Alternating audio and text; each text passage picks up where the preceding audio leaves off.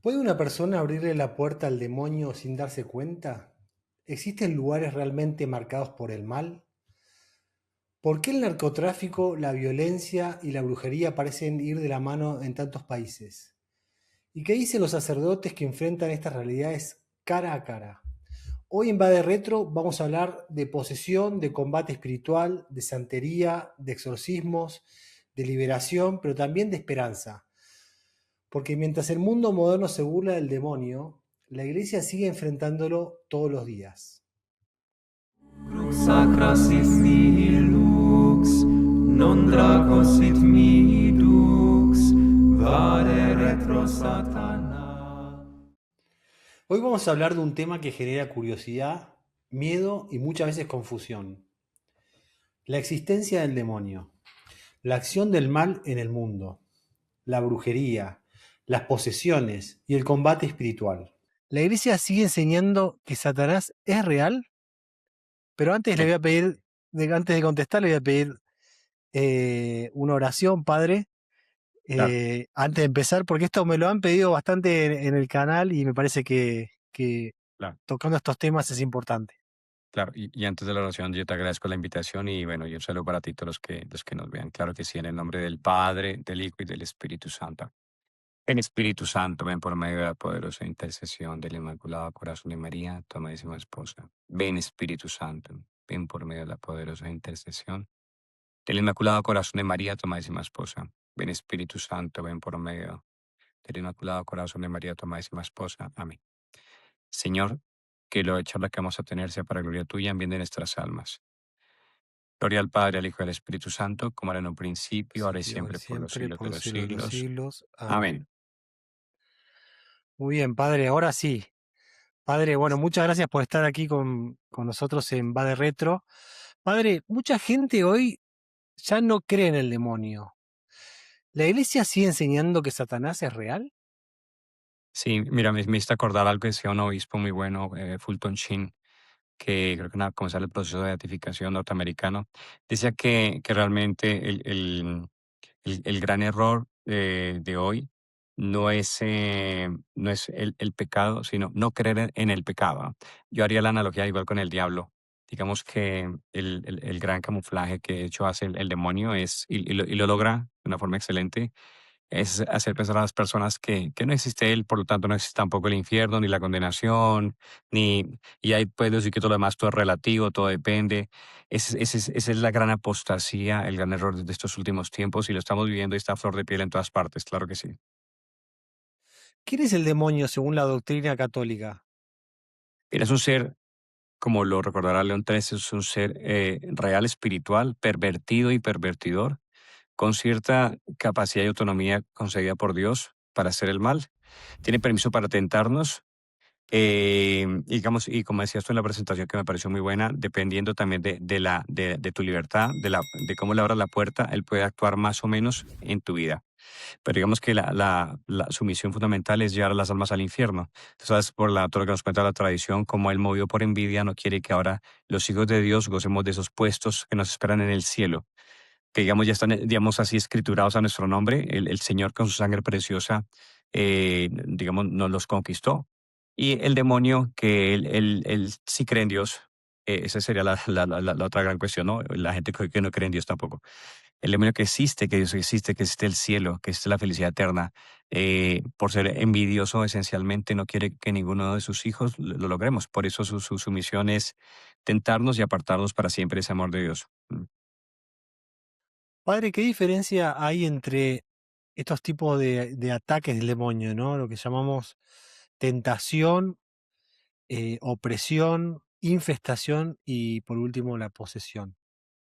Bueno, sí, digamos que en esa categorización clásica, lo que se establece es como el grado de así de intensidad, ¿no? Siendo la tentación la más leve de todas, permitida por Dios, el demonio tiene permiso de Dios para tentarnos a todos. Y la tentación es una gracia, además la necesitamos, ¿no?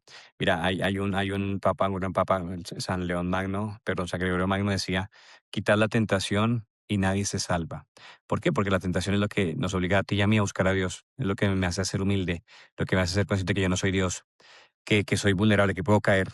que soy barro, que soy polvo, ¿no? Mira, cuando los sacerdotes nos ordenamos, nos ponemos, siempre nos postramos en el suelo, así, en cruz, tocando el suelo, para que no se me olvide nunca yo quién soy, de dónde vengo, ¿no? Y que por tanto sin Dios no soy nada. Entonces, esa es la acción, digamos, ordinaria al demonio, la llamamos. Pero después también, digamos, por circunstancias diversas, él puede, digamos, molestar en un lugar, una casa, por ejemplo, se llamaría infestación. Ponle en un lugar donde, por ejemplo, se ha hecho brujería, un lugar donde se han hecho abortos, donde se ha practicado tabla ouija, donde ha sido un centro, por ejemplo, de ocultismo, de gnosticismo, de prácticas de nueva era. Eso es lo que será digamos, una infestación en el lugar. Vejación es cuando, por ejemplo, la persona, entonces llega y me dice, padre, es que me despiertan a las 3 de la mañana, amanezco arañado, tengo, ¿no? O por ejemplo, la obsesión también son pensamientos repetitivos, obsesivos, como le dice el término, con un tema determinado, bien sea sexual, bien sea de suicidio, bien sea de matar a alguien. Y el último, el caso, el más extraordinario, y es el en el cual, digamos, se basan la mayoría de las películas de exorcismo y estas cosas, es la posesión demoníaca, que es un caso muy raro, donde el demonio, digamos, que te coge como un muñeco y es como que a su libre arbitrio podía tomar, digamos, las potencias, unas ciertas potencias del alma y tu cuerpo. Pero no tu alma. Tu alma, digamos, lo más profundo de ti es un santuario donde no puede entrar, ¿no? Digamos, esa es la temática de películas como, por ejemplo, El Exorcista, la película de Emily Rose, por ejemplo. Entonces, son casos que por sus manifestaciones tan extraordinarias no son tan corrientes, ¿no? Realmente la mayoría de los casos, por ejemplo, los que atendemos nosotros, aclaro, yo no soy el exorcista de la diócesis, pero hay casos que me toca atenderlos a mí, que él me los remite. Yo a veces le remito un caso a él me lo devuelve a mí. Y digamos que ya los años que yo en ministerio me tocó como especializarme en este tipo de cosas. Entonces, la mayoría de los casos son personas que vienen por, digamos, temas de infestación, de vejación. Son los típicos casos de la brujería. Aquí, digamos, en América Latina, en Colombia, por ejemplo, personas que han hecho brujería por tabacos, por magia negra, donde va a visitar un brujo. Personas que han hecho algún tipo de pacto, se han metido en cosas que no tenían que meterse, que han jugado Charlie Charlie, ese tipo de cosas, ¿no?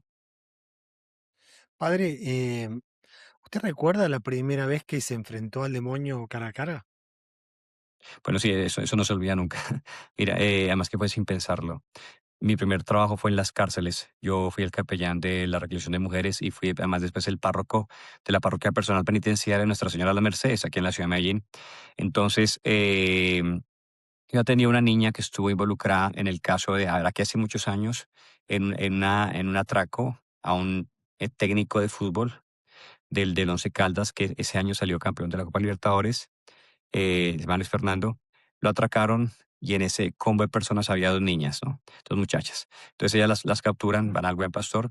Yo hablaba mucho con una de ellas, por cierto, comprendí también por qué siempre trato o sea, todos tenemos una historia y tras de una persona de estas hay una historia de dolor, de abuso, de muerte, de no amor, ¿no? Entonces una persona que así vería en su historia, fácilmente el diablo después la capta para su obra. Entonces, esta niña, yo hablaba con ella regularmente, comenzó a ir a la Eucaristía. Era una niña de un corazón bueno, una niña, digamos, un espíritu lindo, pero que había sido muy, muy maltratada por la historia. Comenzó a contarme su vida y un día me pidió que sí, puede hacer una oración. Entonces, yo le hice el cuestionario primero, ¿no? El cuestionario es, ¿has jugado tabla Ouija? ¿Has sido de espiritistas? Porque si tenía algunas de esas respuestas positivas, yo no lo hacía solo, porque yo en esto estaba comenzando hasta ahora. Yo lo aprendí un laico, le da un laico, digamos, por lo menos a nivel técnico, que se hace en esos momentos. Pero con este laico nunca me había salido realmente el demonio. Siempre eran manifestaciones, digamos, muy sutiles. Cuando ya tenía la capilla, y entonces yo tenía en ese momento utilizado un librito de un sacerdote, creo que sacerdote de apellido de Grandis, de sanación de familias. Entonces hice una oración que estaba en el librito, y cuando hice la palabra Jesucristo, la niña pegaba un salto en la silla, ¿no? Bueno, entonces yo seguía, no en el nombre de nuestro Señor Jesucristo, y pegaba un salto en la silla. Entonces comenzó ya. Yo dije, bueno, aquí hay algo, pero ya cómo hago, me toca seguir o seguir, porque estamos dentro de la cárcel, en la parte más interna de la cárcel, en la capilla, solo yo con ella. En un cierto punto yo pues, le dije lo que yo le escuchaba decir a mi amigo, a este laico. Entonces le pregunté en nombre del Señor quién está ahí. A tercera vez, pero ya los tenía aquí arriba, ¿no? Entonces, el nombre del Señor quién está ahí. Y fue diciendo, Satanás. Pero yo recuerdo que fue en fracción de segundos, yo sentí que se me hizo todo esto. Atrás de ella había un Cristo de base, esos que son así, pero se pueden parar. Yo lo cogí como por eso, por instinto, se lo metí en el pecho a repetir las últimas palabras del Evangelio cuando Jesús dice, en mi nombre expulsarán demonios, entonces en el nombre del Padre, del Hijo, y pues el Espíritu Santo ya pegó un salto así en la silla para atrás y quedó así con la cabeza para atrás. Y yo que con el Cristo así a desprender qué pasaba. Y cuando ya volvió como al minuto, digo, ay, ¿qué pasó? ¿Dónde estoy? Y yo, ay, menos mal ya vino. Esa fue la primera vez. Y cuando ya dijo Satanás, yo sentí que se me iba a mandar. O sea, algo como que le tuvo los brazos, pero yo sentí que ya me iba a atacar. Digo que para mí fue la primera experiencia porque, a ver, eso es un misterio, ¿no? Esto, digamos, en la teología todavía no sea, hay distintas, digamos, teorías sobre esto, hipótesis más bien, porque es un misterio porque un espíritu puede venir a una persona que está en una especie de trance, una conciencia, digamos, alterada, y porque se manifiesta un espíritu. Entonces, sobre esto, digamos, la teología dice, no, no, es un espíritu, es un demonio. Eh, pero digamos que es un campo en el cual la teología especula, ¿no? Hasta a mí en ese momento yo lo que veía era a mi compañero es que se me manifestaba, por ejemplo, una bruja, ¿no? Es un misterio. ¿Cómo puede ser que una bruja que está en otro lugar, en una oración, se manifieste? Entonces, digo que es un misterio porque, ¿qué es? El espíritu es una parte de la conciencia. ¿Será acaso la persona que está ahí que se está psicoseando? Bueno, yo digo que en mi experiencia de muchos años, no. La mayoría de los casos de las personas que manifiestan este tipo de sintomatologías no es una psicosis, no son personas psiquiátricas. Y sí es verdad que una forma misteriosa en ese momento, esa persona que está con un momento de trance, es como si fuera un canal para que se manifiesten cosas, digamos, del más allá, ¿no? Cosas demoníacas. Después en la práctica me gusta ser muy práctico. En la práctica después vemos que esta persona a la cual se le hizo la oración comienza a mejorar su salud. Esta niña después pronto salió de la cárcel, comienza ya a estabilizarse ciertas cosas de su vida. Entonces, así comencé yo y para mí fue como, me producía emociones encontradas porque de un lado yo sentía emoción, me alegré de eso, pero también te da miedo, porque en el seminario a uno no le enseñan esto, en el seminario tú no estás preparado para enfrentar estas cosas. Sí, que hay un exorcista de la diócesis, yo recurrí a él, ¿no? Un padre muy ancianito, un mayor, muy, muy santo. Este año, por cierto, el año pasado cumplió 100 años, todavía está vivo, se llama Monseñor Argiro Ochoa. Y y cuando yo fui a buscar a él, porque es lo que se ve, yo estaba recién ordenado, yo consulté ese caso en el seminario, yo vi en el seminario, en el Rentorio Mater, que también estoy en Roma hay, por cierto. Yo consulté este caso, me dijeron, sí, busca al exorcista. Y yo fui y lo busqué. Cuando le conté el caso, mire, monseñor, es una niña que le pasa esto, esto, esto, esto, esto. Me dijo, bueno, padre, tráigamela. Pero monseñor está en la cárcel, ¿cómo la traigo? Bueno, padre, nosotros vamos a orar por usted. Yo no diga, nada, nada, ya. Entonces me sentí un poco como despachado.com. Pero yo dije, bueno, hice lo que pude, lo puse en oración y a la semana siguiente conocí a este laico que fue el que me ayudó en esos temas. Yo después con el tiempo reflexionaba, yo he pensado, bueno, si es cierto que ese monseñor rezó por mí, sirvió, porque después ya digamos que como que me especialicé en estas cosas y ese fue mi primer encuentro, que más fue solo, te repito, porque yo estas cosas nunca las hacía solo, siempre iba con este laico, del cual le aprendí muchas cosas y ese fue el comienzo después de una historia, digo, de amor y de contemplar, si es de verdad, la destrucción que hace el demonio, pero sobre todo el poder de Dios y de los sacramentos de la iglesia, ¿no? A mí, yo pienso que a esto yo le doy también mi ministerio en cierta forma, porque yo después, a ver, te cuento un poquito, yo estudié en el Redentorium Mater del catecumenado. Cuando salí del catecumenado, por las causas que sea, finalmente tú quedas solo en una parroquia. Mi familia no es de acá, yo no soy de muchos amigos. Muchos sacerdotes en mi posición, en mis circunstancias, han dejado el ministerio, ¿no? Cuando tú estás en una comunidad que está encerrada y sales, justamente yo salí por estas cosas, quedas solo, expuesto a todo. El demonio lo sabe eso. Pero cuando yo después pensaba el poder que tiene un sacerdote en sus manos, siendo yo un pecador, por ejemplo, el poder del agua bendita, el poder de una oración, cómo el demonio se somete, los espíritus, a la autoridad que Jesús da a la iglesia. Yo digo que eso me salvó el ministerio. Y cuando hoy, claro, vi tantos testimonios de gente que se sanaba, que el Señor sanaba, eso es importante subrayarlo. Yo no sano a nadie, yo no sano, no, el quien hace la obra es el Señor, pero se vale del instrumento y de su iglesia y del ministerio sacerdotal.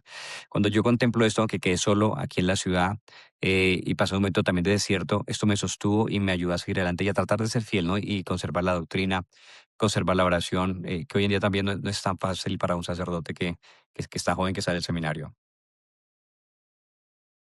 Sí, padre, ¿cómo hace usted para distinguir cuándo es un problema de salud mental? Digamos, podría ser un problema de psiquiatría, ¿no? Psiquiátrico o psicológico, de realmente una posesión demoníaca. ¿Cómo uno lo hace para distinguirlo? Sí, mira, digamos, pienso también que en esto el Señor está dando como una intuición, ¿no? El Señor, digamos, en orden a bendecir tu ministerio, te va, digamos, como arropando unos ciertos dones. Yo no tengo ningún don extraordinario. Hay gente que sí los tiene, ¿no? Que puede ver, que puede sentir, que sueña. Yo no. Digamos, soy tan normalito como cualquiera. Pero a veces tengo como una intuición cuando una persona viene a hablarme y tú le ves. Es raro, pues, en la mirada, la forma que habla, de que tiene un tema psiquiátrico. Y tengo una cosa, al día de hoy casi siempre acierto. Entonces, por ejemplo, cuando una persona viene y te dice, padre, es que yo necesito que usted me haga un exorcismo, seguro que no lo necesita. Entonces tiene, digamos, como un tema, digamos, ella misma de que se está obsesionando con esos temas, ¿no? Porque hay gente que se obsesiona con el diablo, que le da un poder que él no tiene, que lo ve en todas partes y eso no es sano. Entonces yo, por ejemplo, siempre pregunto, a ver, es muy importante la historia de la persona. Hay personas que tienen heridas fuertes de su pasado, por ejemplo, un no perdón, alguien que los abusó, el padrastro, tienen una autoacusación, un tema de un aborto también, tal vez. Bueno, hay que ver muy bien la historia porque si tú, por ejemplo, no perdonas a alguien, hay una herida abierta, y tú antes de ponerte a hacer oración de liberación, que es lo que yo hago, hay que hacer un tema de sanación interior, porque o si no, esa herida está abierta y tú siempre vas a estar orando a una persona y la persona entonces se va a manifestar una cosa rara y se maluquea y se desmaya y grita y vomita y eso se vuelve como un show. Yo por eso entiendo que muchos obispos y la iglesia en general son tan reticentes en este tema porque tal vez sin quererlo muchos lo han vuelto como una especie de show, ¿no? Entonces hay que ir a la raíz, hay que ver la sanación interior de la persona, hay que ver cómo es su relación con Dios, su vida espiritual, su relación de fe, su relación con los sacramentos, porque eso es lo que va a garantizar que después cuando hagamos una oración, si la necesita, va a ser un éxito. Entonces, digamos que yo lo deduzco después de un diálogo con la persona, ver cómo es su entorno, su ambiente, preguntas que van mostrando realmente es el grado digamos, de su lucidez mental y que no está obsesionada con estas cosas, ¿no? Eso es muy importante, sí. Y padre, ¿puede pasar que haya una combinación de las dos cosas? Sí, Como sí, por sí, sí, sí, ejemplo un claro. problema psiquiátrico y aparte una posición demoníaca, o un problema de salud mental producido por el mismo ataque demoníaco. Claro que sí, entonces en ciertos casos tú tienes que recomendar un psicólogo, pero ojo, no cualquier psicólogo, ¿no? En esos temas, digamos, en esta área de la salud, es muy importante, y yo le digo a la gente, buscar un especialista que tenga una visión integral de la persona. Es una visión integral de la persona. Mira, digamos un psicólogo, sobre todo un psiquiatra ateo, él tiene esta concepción de la persona. Somos un compuesto físico-químico, un cuerpo, o sea, un montón de carne y huesos, y un centro, un cómputo que es el cerebro. Esa es desgraciadamente, la visión atea que hoy tienen tal vez la mayoría de los psiquiatras, ¿no? Es una visión sesgada porque tú tienes un cuerpo, un centro de cómputo que es el cerebro y un alma humana. De hecho, en el alma es donde está la raíz de muchos de nuestros problemas. Entonces, hay casos donde tú tienes que remitir ciertamente a un especialista y hacer conjuntamente una oración. Aunque yo estoy convencido, y eso lo he comprobado, que en el Santísimo, o sea, Dios sana todo, lo psicológico, lo psiquiátrico, lo espiritual, lo físico. Entonces, para mí es fundamental, incluso más que el tema psicológico, psiquiátrico, que la persona ponga a los pies de Jesús en el Santísimo su existencia, su vida, con una oración confiada, entregando todo al Señor. Y claro que sí, también el Señor sana temas psiquiátricos, lo hemos comprobado. Mira, yo soy testigo de gente que, por ejemplo, durante muchos años ha estado esclava de tomar pastillas para dormir, ansiolíticos, cosas de estas. Y claro que sí, el Señor sana todo eso. Padre, ¿el demonio actúa más hoy que antes, digamos, o simplemente la gente se podría decir que abrió más puertas? Yo imagino que antes actuaba en la medida o sea, dice el padre Antonio Fortea que el demonio, él hace todo el mal que puede, ¿no? Te digo porque cuando yo comencé con esto, uno de mis temores, y pienso que es el temor de muchos sacerdotes, es decir esto, bueno, es que si yo me meto a ayudar a la gente, a orar en este tipo de cosas, si me meto en la cueva del diablo a quitarle almas, él me va a atacar a mí. Sí, no. El diablo ya te hace todo el mal que él puede. Por ser demonio, hace todo el mal que está a su alcance, ¿no? Dios no le permite que pase cierta raya. También es verdad que cuando tú te pones, digamos, como a quitarle almas, te va a odiar más. Pero él ya te hace todo el mal que puedes. O sea, digo esto para que nadie se reprima de hacer el bien que pueda hacer. Entonces, ¿qué fue lo que me preguntaste? Eh, No, que si hoy en día hay ya, sí, más sí, sí, ataque sí. del Ok, demonio.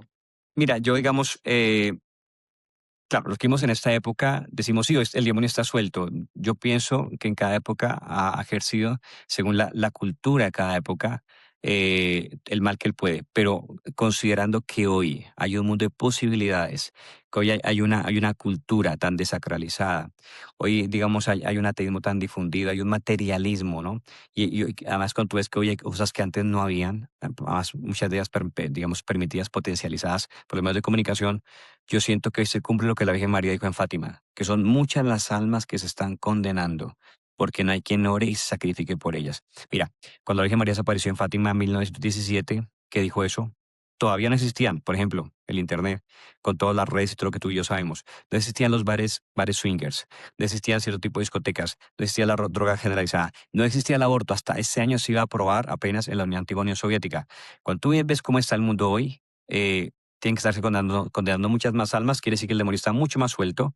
Y para mí también es uno de los signos digamos, que marcan los últimos tiempos, claro que sí. Padre, ¿cuáles serían las puertas espirituales más peligrosas que ve actualmente? Bueno, la más es por supuesto el pecado. Eh, Sutilmente, hoy en día la gente que dice, no, pero yo no mato, yo no robo, abre puertas a través de lo que son todas las prácticas de la nueva era. Es decir, angiología, Reiki, constelaciones familiares, etcétera, etcétera. Es un sinfín de prácticas, es un pulpo inmenso. Entonces la persona de una forma muy ingenua, pero también muy soberbia, porque al final todas estas prácticas comparten en común, digamos, un espíritu de soberbia donde tú crees que tú eres Dios, que tú manejas el poder, yo tengo la energía, yo tengo los chakras, yo puedo sanar, yo tengo las manos sanadoras, etcétera. Entonces es una forma muy sutil y nosotros estamos justamente, por ejemplo, ahí trabajando con una geóloga que ha tenido la gracia de conocer este año, que tuvo un proceso muy lindo de sanación y de conversión, y nos metimos también justamente en ella. Hemos hecho unos podcasts y ha sido, mira, hace 15 días grabamos un podcast con ella, que además comprendo que la iglesia de esto habla muy poquito a nivel, digamos, tal vez oficial, ¿no? Sí hay documentos, pero es muy raro que tú seas un sacerdote a estarles predicando esto desde un púlpito. Bueno, yo lo hago constantemente. Hicimos un podcast hace ni 15 días, y ha tenido más de 100,000 reproducciones, y mucha gente nos ha escrito, por ejemplo, le ha escrito a ella: hola, soy tarotista y yo quiero salir de esto. ¿Cómo hago? Otra: hola, soy angélica y me he identificado mucho contigo. Ayúdeme. Bueno, y así mucha gente. Aquí en Medellín, y pienso que en la sociedad, sobre todo en lo que son las clases altas, suelen frecuentar personas de estas. Los estratos bajos van más donde la brujilda, el que lee el tabaco, el que hace cositas hasta como a nivel, digamos, un poquito más vulgar, ¿no? Pero para mí una gran puerta que hoy el demonio utiliza, y además que seca un don del Espíritu Santo, que es el don de la piedad, son todas las prácticas de la nueva era. Perfecto, Padre. ¿La pérdida de la vida sacramental deja más vulnerable a la sociedad? Totalmente. Es como decir que yo no he comido proteína y voy a hacer una pelea de UFC. ¿Cómo vas a hacer? Mira, dice el Señor, mi carne es verdadera comida, mi sangre es verdadera bebida. Uno de los síntomas que hoy, digamos, se digamos, la sintomatología, te pueden decir, no, usted está sufriendo de depresión, de ansiedad, hoy, digamos, son disparadas este tipo, digamos, de patologías. Cuando tú vas a la raíz, muchas veces hay un tema espiritual. Esta persona, digamos, fue cercenada de la gracia de Dios, es decir, de los sacramentos, ya no recibe los sacramentos, y eso la hace mucho más vulnerable a la acción del demonio, claro que sí. Y mira, y tú También una conoces cosa, personas Padre. que, Sí, sí, no, sí, te voy a diga, contar Padre. algo para hablar sobre esto. Para mí la prueba que esto que estás diciendo es tan cierto, de que yo conozco gente que digamos que la está pasando objetivamente muy mal, situaciones muy difíciles, y están con tanta paz, con una felicidad. Te cuento una que estos días me acordaba. Conocí una señora que se llama Rocío. Ella murió hace un año y medio. Ella era una enferma de una parroquia donde yo estuve, una de las comunas de la ciudad. Era una señora que prácticamente estaba ciega, casi cuadraplégica. Vivía en una casa muy humilde. El techo era de zinc. Digamos, los laterales eran como de madera. Pues imaginarte más o menos el ambiente de ese barrio donde yo vivía. Y cuando yo iba a llevarle al Santísimo, un ministro extraordinario de la comunión, ella desde adentro lo sentía. Y cuando yo entraba a veces a la habitación de ella, una habitación muy humilde, se le estaban escurriendo las lagrimitas y decía: llegó mi Señor. Yo nunca la vi quejarse, renegar, nunca la vi, por supuesto, solicitar la eutanasia. Estaba enamorada. No era una psiquiátrica, no era una loca, no era una esquizofrénica, no era obsesionada con temas religiosos. Una mujer totalmente cuerda, más cuerda que tú y que yo, que la tenía clarísima. ¿Qué la sostenía en esa enfermedad, en esa postración? La Eucaristía. Ella realmente vivía de Jesús. Hasta aquí hemos hablado sobre la acción del demonio desde la enseñanza de la Iglesia. Pero existe otro fenómeno que crece cada vez más en nuestra sociedad. Personas que buscan respuestas, sanación, protección o poder a través de prácticas ocultistas. Tarot, brujería, santería, rituales esotéricos. Pero, ¿qué hay realmente detrás de estas prácticas? Padre, ¿una persona puede quedar afectada espiritualmente sin buscar directamente al demonio? Sí, yo lo catalogaría entre las personas que son, digamos así, víctimas de un tipo de brujería, que son muchas. Entonces, por ejemplo, es el típico caso de una, por ejemplo, de una mujer que su esposo se enredó con un amante y al final esta amante, o sea, por paréntesis, este tipo de cosas son frecuentadas en alto porcentaje por las mujeres, mucho más que los hombres, ¿no? Tú sabes que esto está en la Biblia. En el Génesis, quien tiene el diálogo con la serpiente es la mujer. La mujer es más dada, es más proclive a este tipo de cosas. Entonces, esta mujer de pronto es una mujer buena, no ha hecho nada en su vida, pero comienza a sentir ciertos síntomas, que en la noche tiene pesadillas, que siente que la ahorcan, tristeza, comienza a llorar de la nada, comienza a sentir como un rechazo hacia su marido, su salud va, digamos, en declive y va al médico y no le encuentra nada. Esta persona, digamos, ha sido víctima de un trabajo, podemos decir, de brujería, ¿no? Ahora también hay que considerar algo y es que Dios todo lo permite para su bien todo. Yo puedo contarte muchos casos, me acuerdo de una niña que se llama Yamile, siempre que hablo de esto me acuerdo de Yamile. Ella es un caso así parecido al que te estoy contando y eso la obligó a comenzar un proceso espiritual de manos de la iglesia, de los sacramentos. Cuando ella viene a mí, ella, por ejemplo, no era una mujer así de muy mucha misa. Yo le dije, bueno, va a estar en gracia de Dios. Significa primero que no vas a tener intimidad con el papá de la niña, porque ella no era casada. Te vas a confesar, rosario diario, Eucaristía, lo más que puedas. Y comenzó a hacer la tarea, ¿no? Aquí en Colombia decimos darse la pela, o sea, un poquito como aguantarse la rutina del tema de este todo, que para ella era una intensidad religiosa que antes no tenía. Después de un año y medio más o menos, ella quedó totalmente liberada y en un testimonio que contó en la parroquia, ella dijo públicamente, esa mujer que me hizo este trabajo, ella sin saberlo me hizo el favor más grande de mi vida. Me mandó a los brazos de Jesús. Antes yo iba a misa porque me tocaba, porque era la tarea que me puso el padrecito para liberarme, porque si no, en un caso delicado, mira, ella, por ejemplo, una rodilla contaba que se le hinchó, le hicieron exámenes, tomografías, nada, le dolía mucho la cabeza, en el trabajo lloraba mucho porque tenía depresión, estuvo así a punto de ser internada en el hospital mental. Ella quedó totalmente libre y dijo, esa mujer, yo antes hacía esto porque era la tarea. Hoy lo hago y lo sigo haciendo, hoy estoy libre y lo sigo haciendo porque estoy enamorada de Jesús. Entonces, al final, estas cosas, hay un dicho que dice que el diablo no sabe para quién trabaja. Eso es lo lindo de esos temas.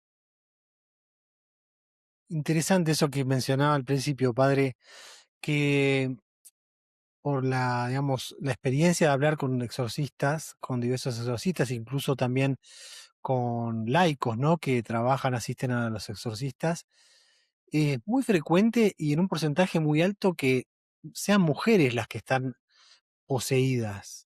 ¿Por qué se da esto, padre? Está la misma psicología de la mujer. Tú sabes que hombre y mujer somos, digamos, diseñados de una manera distinta, nos complementamos. Ojo, somos iguales en dignidad delante de Dios. Pero claro, tenemos un rol distinto, ¿no? Sabes que justamente hablando de los ataques del demonio, uno de los ataques que ha hecho a través de las ideologías modernas, como puede ser en este momento el feminismo, es justamente sacar a la mujer de su feminidad, de aquello hermoso que Dios le ha puesto, para hacerla imitar de una forma vulgar, una mala imitación al hombre, ¿no? Entonces, digamos que la mujer en su estructura psicológica es más dada a querer saber cosas ocultas, es a querer intrigar más, a querer, digamos que lo que le falta en fuerza física que la tiene el hombre, trata de compensarlo de otra manera, ¿no? Entonces, eso la hace más proclive a frecuentar este tipo de personas y de cosas. O sea, se podría decir que la mujer es más espiritual que el hombre, en Mira, cierta tal vez sí, sí, manera. sí, sí, por un tema, claro, por un tema y también está muy ligado a la maternidad, ¿no? Para tener que dar vida. Cuando tú hablas de espiritualidad, estamos hablando de una relación íntima con Dios. Digamos que el dar vida es una función propia de Dios. Es algo que, digamos, tiene la mujer de forma privilegiada. Y es cierto, te puedes dar en cuenta muchas mujeres, por ejemplo, que sostienen nuestras iglesias en la oración, en la logística, en lo económico, mujeres piadosas. La mayoría, digamos que el grueso de las personas que frecuentan nuestras iglesias son mujeres, ¿no? Pero también la mujer tiene mucha capacidad de hacer el mal. Aquí hay un dicho que dice que cuando una mujer quiere ser mala, es mala. O sea, la mujer puede ser una santa, pero si la llega a inocular el diablo, puede convertirse en una asesina serial terrible. ¿Tiene algo que ver, digamos, la figura de la Virgen, que es la que le aplasta la cabeza justamente al demonio, ¿no? El odio del demonio hacia la mujer puede llegar a tener que ver algo también con con la Virgen María? Sí, por supuesto que sí. Mira, sabes que para el demonio es justamente muy humillante que no fue ni siquiera un hombre, no fue San Miguel Arcángel, sino que es una mujer, una niña, una humilde, digamos, una virgencita, la que con sus virtudes y llena de gracia le aplasta la cabeza. Entonces, en ese sentido, claro, el demonio odia a todas las mujeres, igual que odia también a todos los bebés, a todos los niños, ¿no? Y por eso, porque digamos que todo bebé, en cierta forma, también es figura de ese niño Jesús, de ese bebé inocente, ¿no? De Dios que se hace carne, se hace el más humilde, el más pequeñito, una de las virtudes más grandes, y las tiene todas en grado sumo, pero la humildad de Dios es esa, es manifestada en un bebé humilde en un portal. Entonces, por eso el demonio también se ensaña contra la mujer y contra la vida naciente. Ese es el tema actual del aborto, ¿no? Muchos jóvenes consumen contenido oscuro como algo estético, ¿no? ¿Cree que hay una banalización del mal? Totalmente, además de una forma ingenua, porque muchos de ellos, como tú notabas al principio, no creen. Otros tal vez sí creen y lo hacen con conciencia, lo cual está manifestando en un acto deliberado de su voluntad, que no les importa nada. Y por eso no es casualidad que se ha aumentado tanto el tema de los suicidios. Eh, no es casualidad, por ejemplo, que hoy día los jóvenes no quieren casarse, muchos de ellos no quieren tener hijos, que quieren vivir una vida frívola, simplemente disfrutar, viajar, ¿no? Esto está también además potencializado por todo lo que es una agenda global, que tú y yo sabemos bien, que viene de las Naciones Unidas. Entonces si tú comienzas a hilar los cabos, es un trabajo perfecto que está como con filigrana el demonio haciendo a todos los niveles, ¿no? Para destruir la vida, la familia, los jóvenes. Así estamos, sí. Padre, ¿qué efectos puede tener vivir constantemente rodeado de violencia, pornografía, odio o música obsesivamente oscura? Mira, eso que tú has dicho, que ese sería, lo podemos decir, el ambiente, hace un efecto, digamos, como, digamos, podemos decir la comparación como de osmosis en la persona. ¿Qué quiere decir la persona? Que eso finalmente entra en su alma. ¿Por qué es tan delicado, digamos, a propósito del tema psicológicos y psiquiátricos? Todo lo que viene a mi mente, bien sea porque lo veo, bien sea porque lo escucho a través de la música, bien sea porque lo percibo en el ambiente, porque de la mente es como baja al alma. Entonces, digamos que para contaminar el espíritu humano, primero el demonio tiene que dañar a mi alrededor, significa que va a captar la cultura, la prensa, el cine, eh, Netflix, la televisión, o sea, todos los ambientes, porque el reggaetón, no digamos, porque si lo logra, digamos, tener todo eso, es como un pescadito que está nadando en un agua contaminada. Es muy, muy difícil que ese pescadito tenga una vida sana. Perfecto, padre. ¿Existe, digamos, una persona puede heredar consecuencias espirituales por prácticas familiares?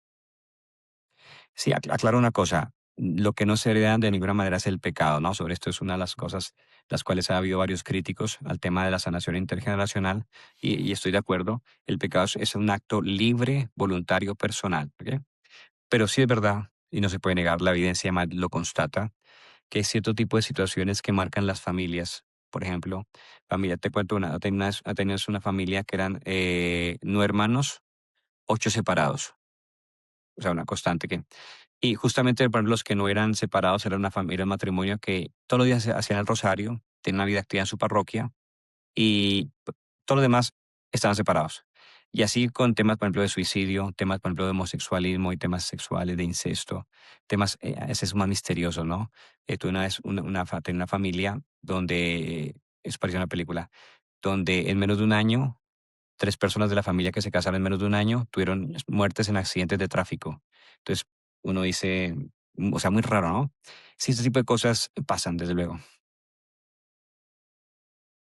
Padre, yo el otro día estaba pensando, ¿no?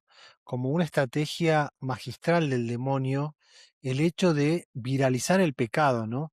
Por ejemplo, hoy en día vemos estas aplicaciones como OnlyFans, incluso TikTok, ¿no? Que las mismas personas de alguna manera se prostituyen, ¿no?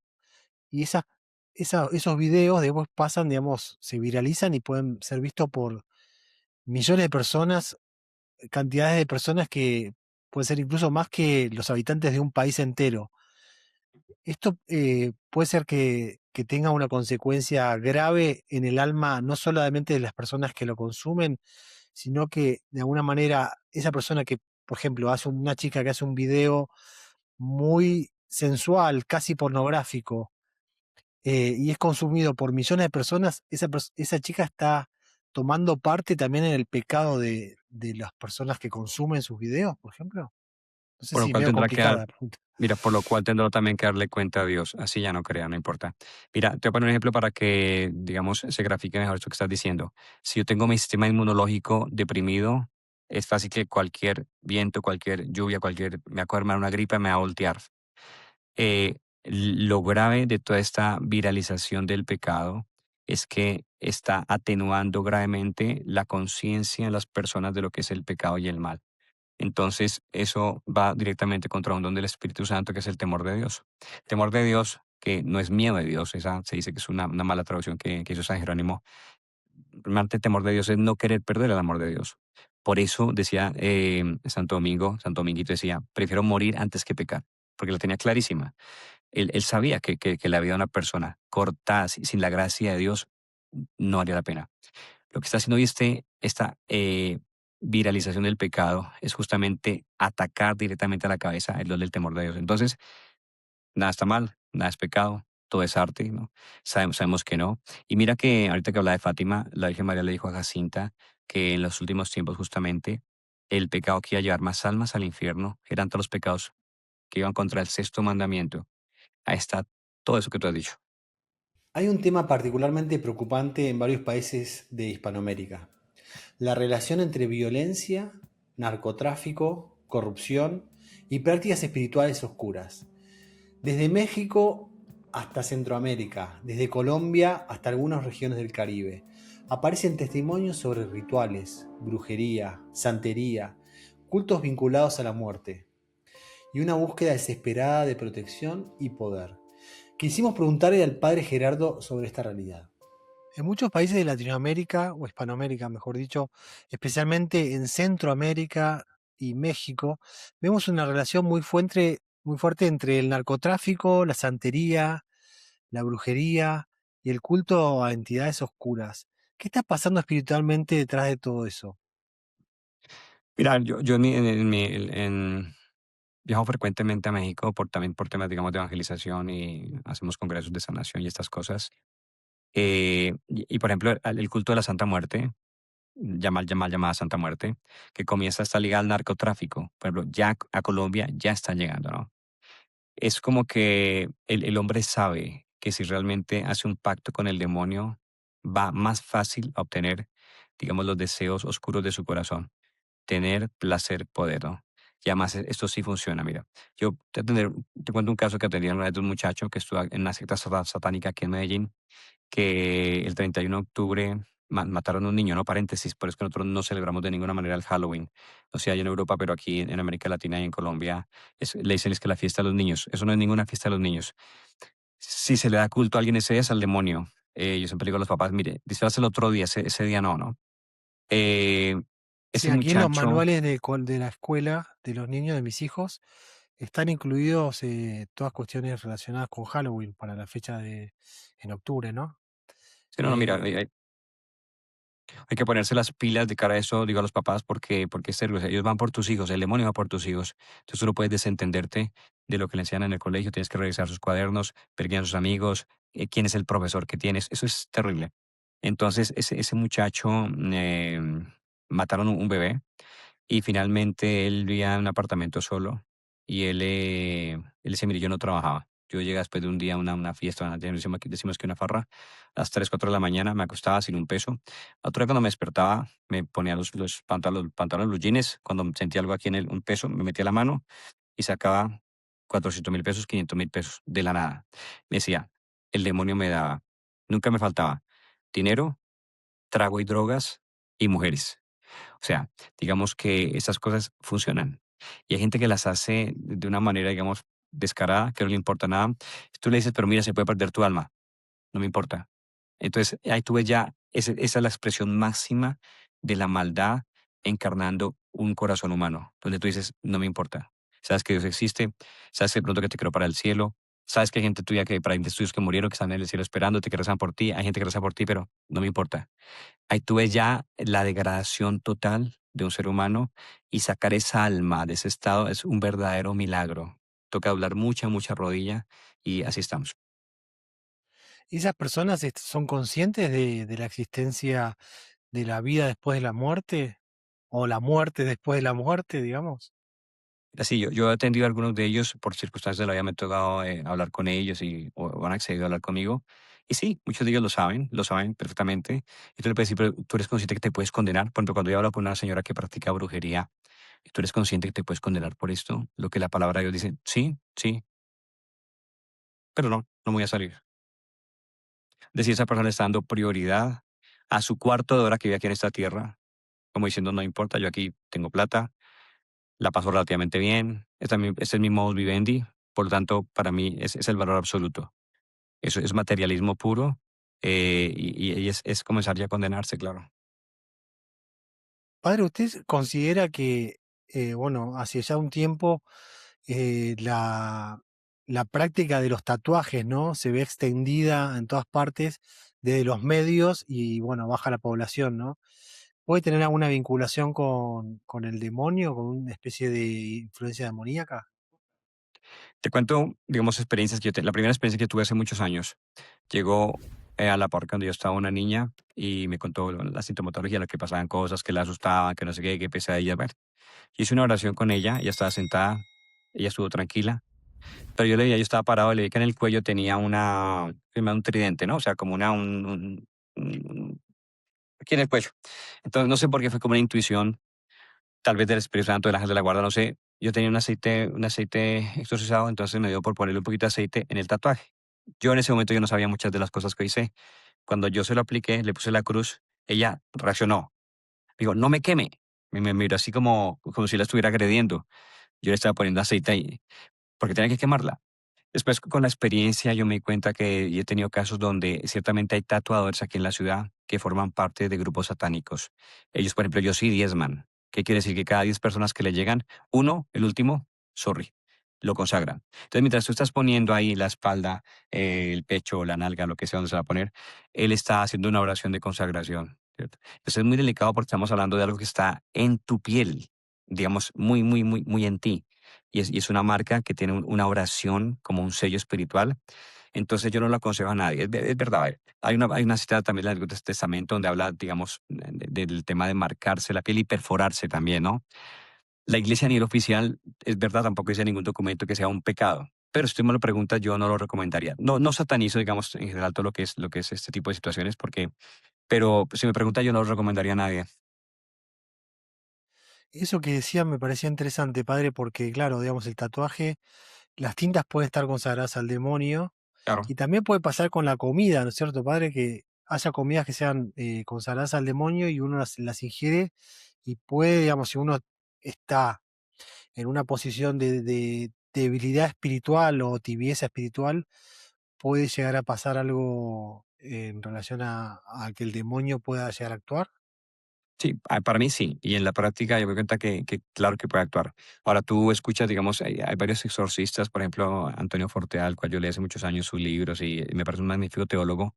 Yo he hablado con él un par de veces y, por ejemplo, eres un poco escéptico en algunas, siendo muy buen teólogo, pero es escéptico en algunas cosas, por ejemplo, tiene que ver con la comida, con las fotos.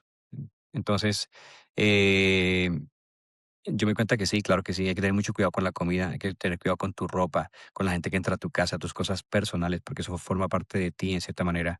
A través de eso hacen conjuros, sí. En algunas regiones el miedo a los brujos o los trabajos espirituales parece algo muy real. ¿El demonio también actúa a través del miedo colectivo? Sí, por supuesto. Mira que no es casualidad que la frase más dicha en toda la Biblia sea no temáis, no tengáis miedo.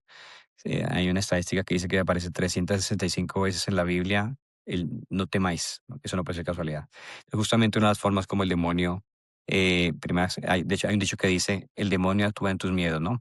Hay un pequeño cuento, me parece muy lindo, que dice, llegó el miedo a tocar a tu puerta. Cualquier miedo. Miedo al futuro, miedo a la enfermedad, miedo a la vejez. Llegó el miedo a tocar a tu puerta. Salió la fe a abrir. y no había nadie. Cuando tú respondes con fe, los miedos se evaporan, ¿no? Porque recordemos que la fe es una de esas virtudes teologales en las cuales yo estoy de una forma consciente poniendo mi vida en manos de Dios y yo sé que Él es mi papá. No importa lo que pase, no importa lo que me venga el día de mañana. Si se me viene una silla de ruedas, si me viene... Estos días hablaba con un sacerdote que me criticaba porque yo le decía, no, tú no puedes absolver a una persona que se pone en la eutanasia. Y me decía, ojalá a usted nunca le pase que queda cuadrapléjico. Y a mí, no, si me quedo cuadrapléjico no me importa, eso yo se lo dejo a Dios. Lo que yo le pido es que nunca caiga en manos de un sacerdote como usted, que me eche la pata y de la buena suerte y me haga. Así estamos, ¿no? Entonces, la fe me dice que mi vida está en manos de Dios. ¿De qué voy a temer? ¿A qué voy a temer, no? El demonio te hace sentir vulnerable. De hecho, mira, muchas personas que atendemos, los sacerdotes, justamente vienen presas del pánico. Padres que me despiertan, padres que yo hablar y no podía, y me estaba ahorcando, y padre, mire cómo me... Y eso es lo que quiere el diablo, o sea, digamos, llamar tu atención, hacerte sentir vulnerable, pobre, indefensa, como que Dios te votó al final. Digamos, el problema del miedo es este, que el miedo te pone en una situación existencial donde tú crees que Dios no está, me abandonó, me votó. Esa es, digamos, eso niega la realidad más contundente que existe y es que Dios te ama, es tu papá, está contigo. Entonces, ahí donde es la puerta que se abre también para que el diablo actúe. Hasta ahora hemos hablado de conceptos, pero para muchos sacerdotes el combate espiritual no es una teoría, es algo que conocen a través de las personas que llegan buscando ayuda. Personas heridas, confundidas, asustadas y muchas veces desesperadas. Por eso quisimos preguntarle al padre Gerardo por las experiencias que más lo marcaron en su ministerio. Padre, muchas veces las personas creen que los sacerdotes no son personas, ¿no? Como que es algo, un ser diferente. Pero el sacerdote es, de hecho, una persona, ¿no? ¿Qué siente un sacerdote cuando enfrenta situaciones de posesión demoníacas, de espíritus malignos? Eh, ¿Qué pasa por adentro suyo? Mm. Pero los que me conocen a mí saben que yo soy totalmente una persona humana con todo y pasiones y debilidades. ¿Sí? Mira, digamos que en esto, cuando yo comencé, era más como de pronto la emoción y a la expectativa de ver qué iba a pasar. Era un mundo que, porque no es normal, no es normal que yo hago una de María y de pronto una persona se desmaya. Yo no hacía nada, ¿no? Una de María se desmaya y comienza a... Eso es raro. Digamos que hoy en día ya es más común, es tan común que yo deseo que eso ya no pase. O sea, para mí ya eso lo hago, es un trabajo que hago por amor a Dios, por amor a las almas, pero digamos no es agradable esto para mí, ¿no? Es una misión que tú haces, pero digamos, es tal vez como confesar, ¿no? Cuando tú eres sacerdote y comienzas a confesar, es una novedad. Y después de tantas confesiones, tú no desearas confesar a nadie más, porque primero ya nadie se inventa ningún pecado nuevo, todos están ya inventados y eso es harto, eso es desgastante, eso no, digamos, no es que algo que produzca placer, ¿no? Escuchar la miseria. Tampoco produce placer ver la acción del demonio en una persona, nosotros cuando la descompone, cuando la daña y le produce vejaciones a nivel físico, psicológico. Lo lindo de eso es que después tú ves la gloria de Dios, ¿no? La gloria de Dios y ves el poder que Jesús le da a su iglesia. Entonces es como yo tengo mi experiencia, es como un trabajo, es como quien llega a la oficina, bueno, yo llego a la parroquia y quien se sienta en el computador, bueno, yo me pongo la estola y oro y así se me fue el día y ya. ¿Y alguna vez sintió, padre, que el demonio se tomó revancha contra usted? Sí, un par de veces, digamos, me amenazó con la familia alguna vez y ciertamente uno puede decir casualidad, ese día en mi familia pasaron unas ciertas cosas. Eh, Me amenazó a mí también un día, me amenazó, me iba a llevar a los tribunales. Estoy hablando hace más de 20 años. Y esa semana un obispo auxiliar me llamó, me dijo, mira, es que me están diciendo esto de ti, ta, ta, ta, ta, ta, ta, ta, ta. Unas acusaciones, pues que en esto también nunca falta persecución de sus hermanos sacerdotes, de mucha gente. Entonces, sí, el demonio puede amenazar, trata de vengarse. Realmente a mí no es que me haya pasado nada extraordinario, nada grave, pero como te digo, como dices el San Pedro, él siempre puede ser un león rugiente, pero que está amarrado, ¿no? Es un perro rabioso, pero está amarrado a una voluntad divina. El demonio no puede tocarte un pelo sin el permiso de Dios, por eso es que no hay que tener miedo. ¿Y cuál fue uno de los momentos más fuertes que le tocó vivir en este ministerio? Yo lo asocio a temas, digamos, como donde hay manifestaciones un poco preternaturales a nivel físico. Por ejemplo, te cuento algunas. Una vez fui a una casa donde comenzaron a tirar cosas primero sentimos que algo se estalló en la cocina. Cuando yo fui, no había nada en la cocina, se había reventado una refractaria. Yo comencé a echar agua bendita y en eso me tiraron a mí una tapa de una olla. Yo pensé que había sido alguien, cuando miré para atrás, todos asustados, no había sido nadie. Yo echando agua, después me tiraron una botella y ahí comenzaron un poquito de nervios porque dije que tal de cojan la nevera o un cuchillo. Cosas así, ¿no? Cosas como que violan las leyes de la física, eso a cualquiera lo admira. Yo he sido testigo de cosas que comenzaron a incendiarse solas. Estoy hablando con una persona, de pronto el callo se le incendió, cosas que salen disparadas, ¿no? O sea, yo vengo del mundo de la ciencia porque yo comencé a estudiar ingeniería electrónica, entonces yo tengo en medio toda una mente muy racional, pero no se puede atribuir a ningún, digamos, causa psicológica de que algo que está en modo cero, velocidad cero, aceleración cero, de pronto salga así y se estalle contra una pared. Hay una causa espiritual. Entonces, digamos que eso es, hoy entiendo que el diablo trata de llamar tu atención y que tengas miedo, pero para mí esas han sido como las malas veces donde he tenido más como, un poquito más los nervios de punta, si se puede decir. ¿Y qué importancia tiene el discernimiento para no confundir una enfermedad psicológica o psiquiátrica con algo espiritual? Mira, es tan grave que cuando hay una persona, digamos, que tiene una afección psicológica y piensa que es el diablo y que me hacen brujería, y yo le llego a confirmar sus sospechas, se imagina el mal que le estoy haciendo porque la estoy convenciendo de que sí, lo y es un tema espiritual. Justamente mi misión es lo contrario, es decir, mira, tranquilízate, es tratar de llevar a la fe, es tratar de que la oración la haga, pero de una forma, digamos, con confianza, como debe ser la oración. Entonces, porque eso también depende de la sanación y la liberación de la persona. Cuando viene alguien a mí, yo lo confirmo en sus miedos, en sus temores. Que mira, por cierto, ese es el tema de que hay aquí en Medellín, me imagino que en muchas partes, hay falsos sacerdotes, porque no son sacerdotes católicos, que simplemente abrieron una iglesia que está aprobada a nivel, digamos, en Cámara de Comercio, tienen su aprobación, digamos, legal, abren su chuzo, ¿no? Y entonces, y el gancho de ellos es trabajar mucho el tema de la sanación y la liberación. O los mismos brujos, mira, cuando tú vas donde un brujo, ¿qué hace el brujo? Te confirma tus sospechas. Digamos que tú vas porque estás, digamos, estás enfermo y la plata no te rinde. Entonces tú vas donde el brujo y el brujo te dice, sí, es que a usted lo tienen enterrado en el cementerio de no sé dónde. ¿Y tú qué dices tú? Claro, yo sabía, con razón. El diablo, ese brujo o ese falso sacerdote te está confirmando tus sospechas y de pronto no es ni siquiera eso. ¿Cuál es la función de un sacerdote? Así te estén haciendo cosas, llevarte a la fe. ¿La que es la fe? Dios cuida de mí, Dios es mi papá. Claro, hay que ajustarse a ciertas cosas en mi vida, toca hacer su voluntad, pero recuerda eso que es muy importante, no temáis. Eso es fundamental en este tipo de procesos.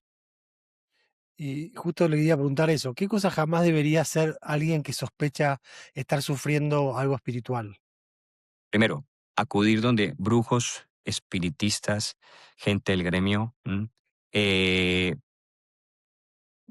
no perder lo lindo que tú has recibido en la iglesia católica por irte a meter en una iglesia de garaje, una iglesia, digamos, protestante. Mira, analicemos esto un poco.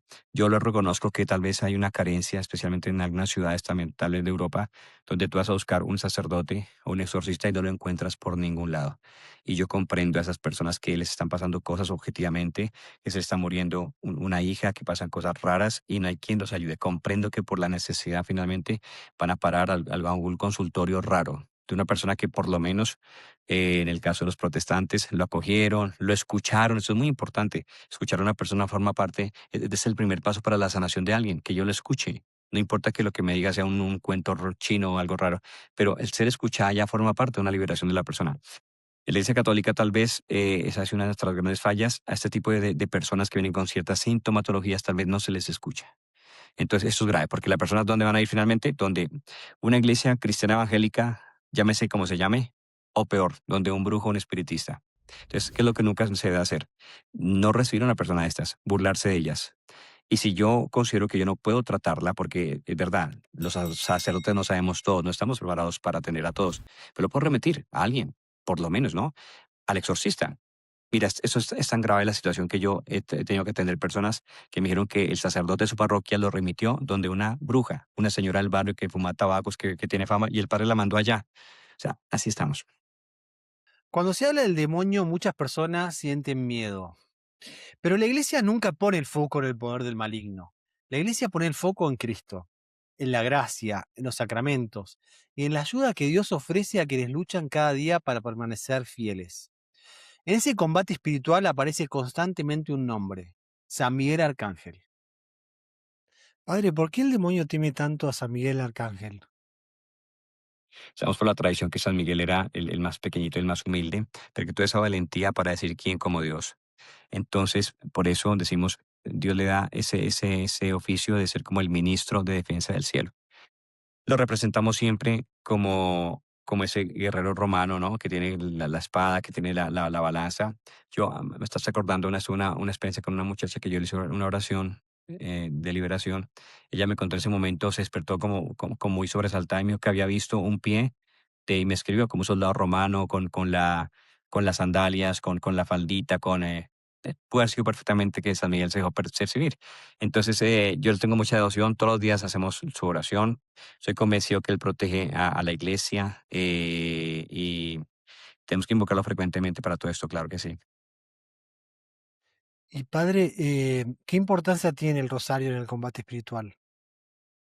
Es fundamental porque incluso más que San Miguel Arcángel, el demonio le tiene pavor a la Virgen María. El demonio no la puede ni oler.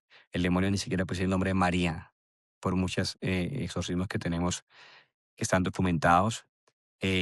Cuando él se va a referir a la Virgen María, dice, ella me obliga, ella me dice, ¿no? Es el caso, por ejemplo, de este caso de Amelie Mitchell, o Michael, como se diga, la cual es una película de El extremo de Emily Rose, ¿no? Que ese caso está muy documentado y está transcrito.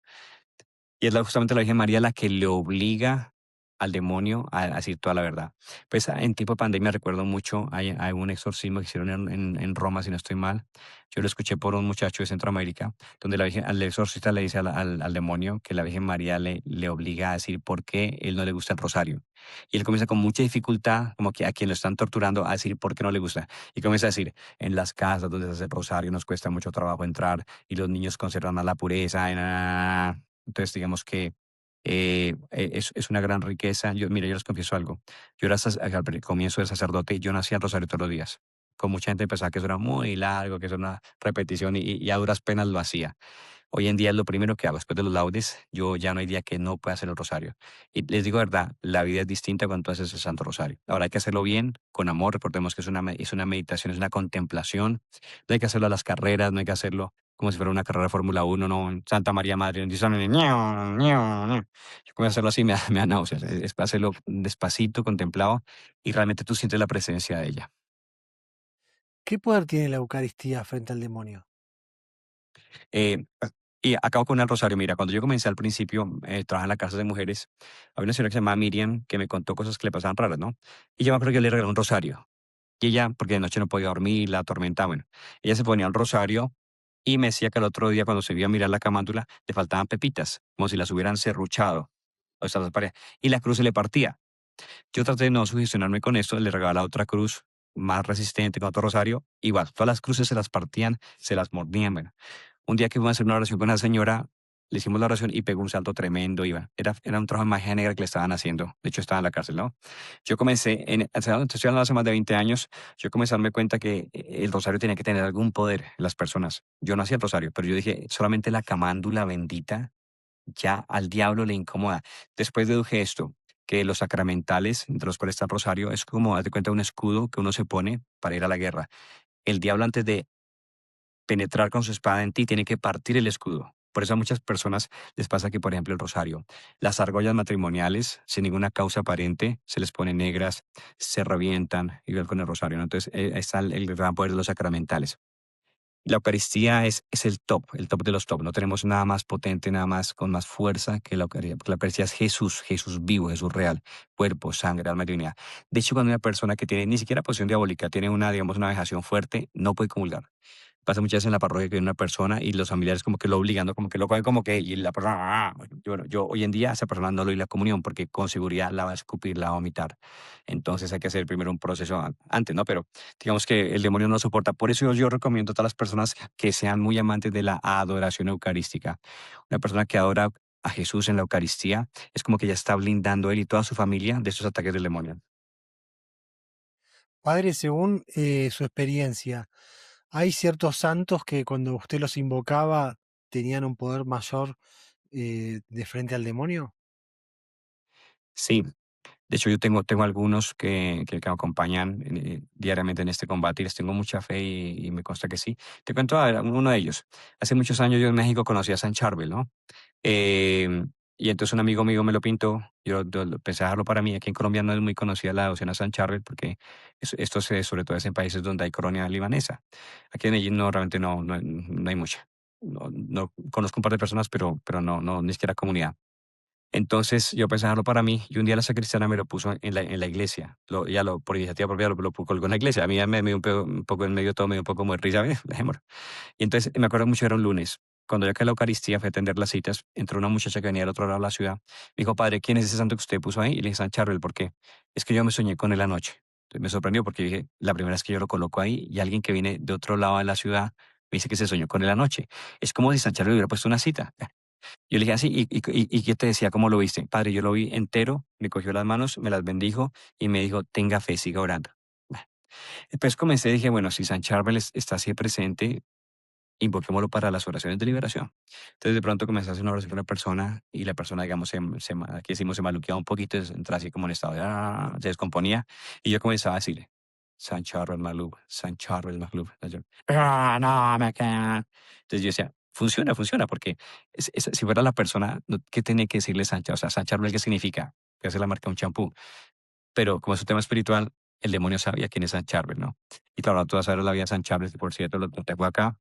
San Charbel es un gran asceta, era un gran asceta, era un hombre realmente eucarístico, mariano, el demonio a personas así les tiene un gran pánico, porque el demonio, mira, hay una frase de un exorcista que dice que, creo que es Fortea también, dice que el demonio le tiene más miedo a una asceta que a un exorcista. Mientras un exorcista le quita eh, un alma al demonio o un cuerpo al demonio, después de una batalla, que puede ser horas, una persona que practica la ascesis, es decir, el ayuno, la oración, la mortificación, constantemente le están robando almas al diablo. Entonces digamos que el demonio no soporta a esas personas. De hecho, ahora que hablamos del tema de la cultura, mira que una de las formas como tiene el diablo de debilitar la sociedad es meter todo un espíritu, digamos, eso es un streaming de, digamos así, de buena vida, ¿no? Date placer, date gusto. Es una cultura totalmente hedonista. Es una cultura que ya está debilitada para la acción del demonio.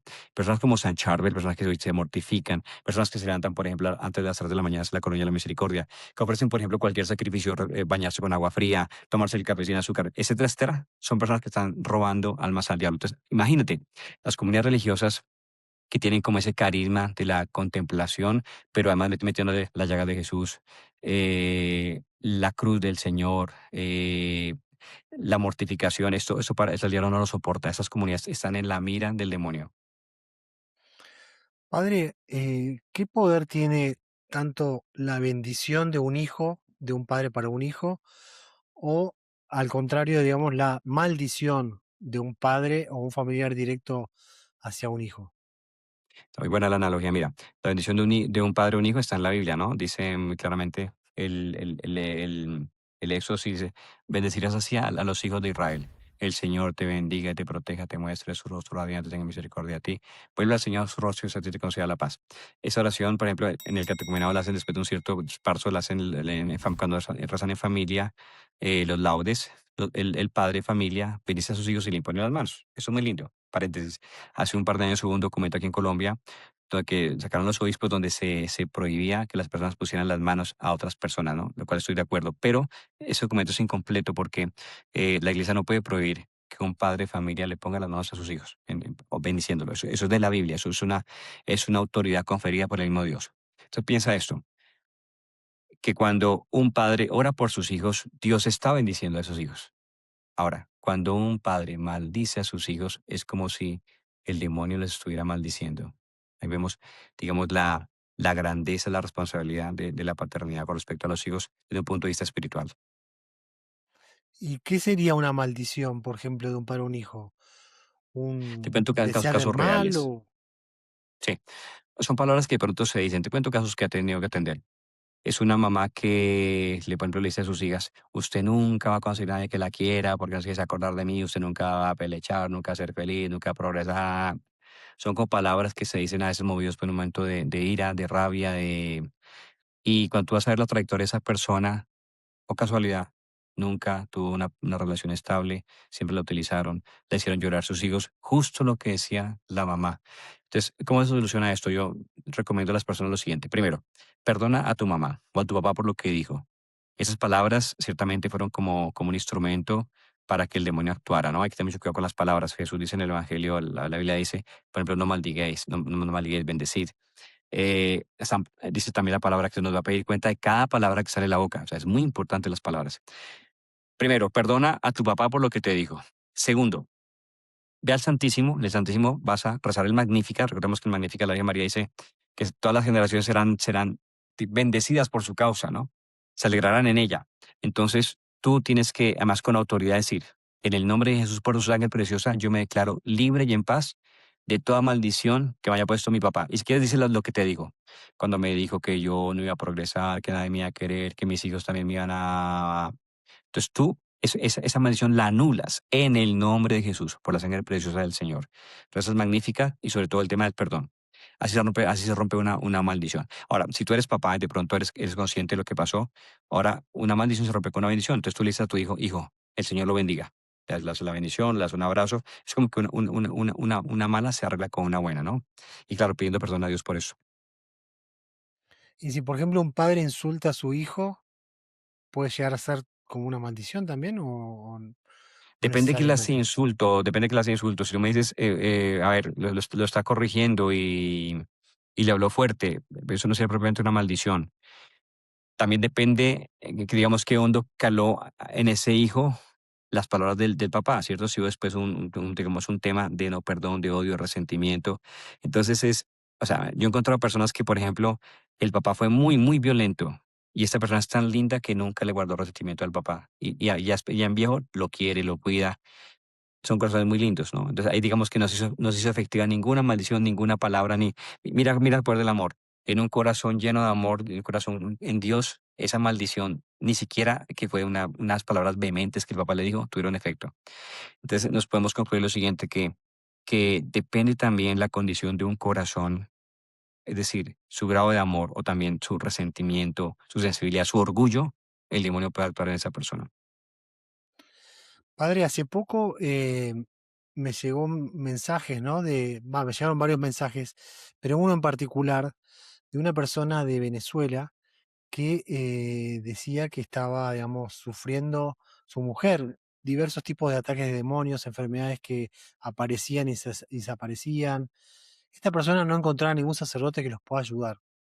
¿Qué puede hacer una persona que está en esa situación y no tiene un exorcista cercano, ni siquiera un sacerdote que los pueda atender? Sí, pasa. Yo le diría a esa persona que haga lo mismo que le dijo Jesús a Santa Faustina. Jesús a Santa Faustina obviamente siempre le puso un director espiritual, pero había momentos donde Santa Faustina no tenía un director espiritual. Comprendamos que para un alma mística a este nivel es muy importante tener un director espiritual, pero a veces no lo tenía. ¿Qué le decía Jesús? Ve al Santísimo que ahí yo mismo dirigiré tu alma. Entonces yo quiero que esas personas crean en el poder de la Eucaristía. Crean que cuando van al Santísimo ahí está Jesús. Crean lo que él dijo, cuando se reúnen dos o más en mi nombre, yo estoy en medio de ellos. Hágalo con fe, apropiense del Santo Rosario. Apoyen eso con los sacramentales. Por ningún motivo ir donde brujos. No, no se salgan de la iglesia, no vayan por favor a iglesias protestantes. Ustedes tienen el bautismo. Entonces, háganlo así, con humildad.